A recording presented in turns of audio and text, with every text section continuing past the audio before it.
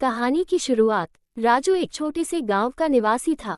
वह बहुत गरीब था और पूरे गांव में उसे उसकी निर्धनता के लिए जाना जाता था। उसके पास कोई संपत्ति नहीं थी, न ही उसके पास कोई स्थिर रोजगार था। वह हर दिन मेहनत मशक्कत करता था, लेकिन कभी भी उसकी जिंदगी में कुछ स्थिरता नहीं आई। हालांकि उसकी गरीबी और संघर्षों के बावजूद राजू का मन भगवान शिव के प्रति अधिक श्रद्धा और प्रेम से भरा हुआ था। राजू को भगवान शिव के बारे में बचपन से ही सुनने का अवसर मिला था।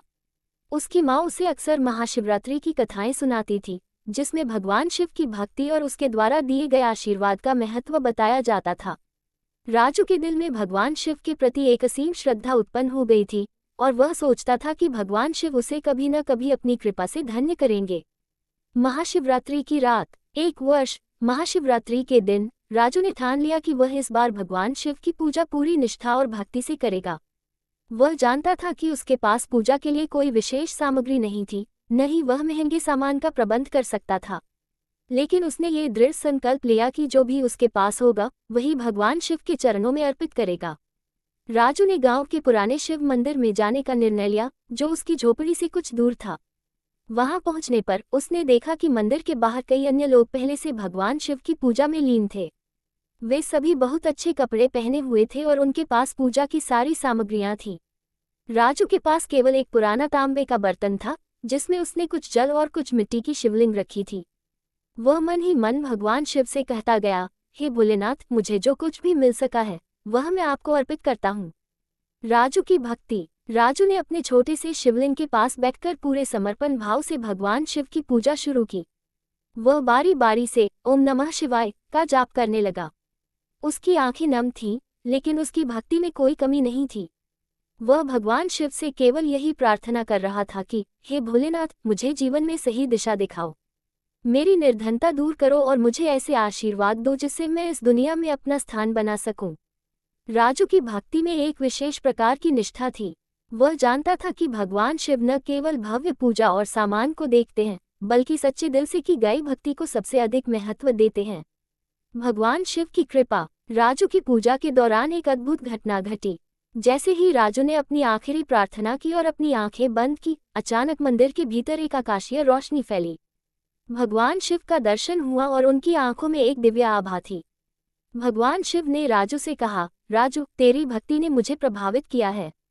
तू निर्धन है, लेकिन तेरे दिल में जो भक्ति है वह अनमोल है। मैं तुझे आशीर्वाद देता हूँ कि तू कभी भी दुखी नहीं रहेगा। तेरी मेहनत और संघर्ष का फल तू निश्चित रूप से पाएगा। राजू की आंखों में आंसू थे, लेकिन ये आंसू खुशी के थे। भगवान शिव ने उसे अपने आशीर्वाद से भर दिया था। राजू ने मन ही मन भगवान शिव का धन्यवाद किया और सिर झुका दिया।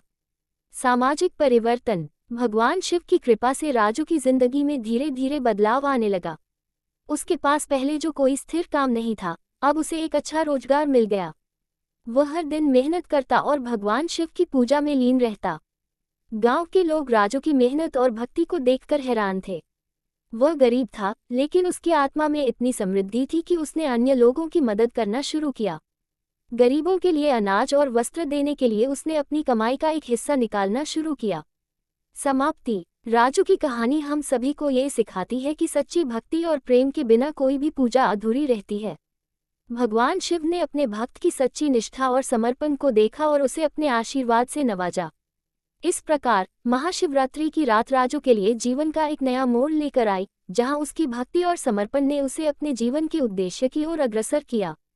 महाशिवरात्रि की यह कहानी यह सिखाती है कि भगवान की भक्ति में न कोई बड़ा है, न कोई छोटा।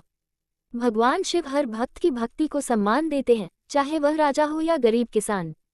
भगवान शिव की कृपा से हर किसी को जीवन में सफलता और सुख की प्राप्ति हो सकती है, बशर्ते वह सच्चे दिल से पूजा करें। ये कहानी भगवान शिव की भक्ति और कृपा का एक सशक्त उदाहरण है। इसने ये संदेश दिया है कि भक्ति में धन या बाहरी साधनों का कोई महत्व नहीं है, बल्कि मन की शुद्धता और सच्ची श्रद्धा से पूजा करने का महत्व है।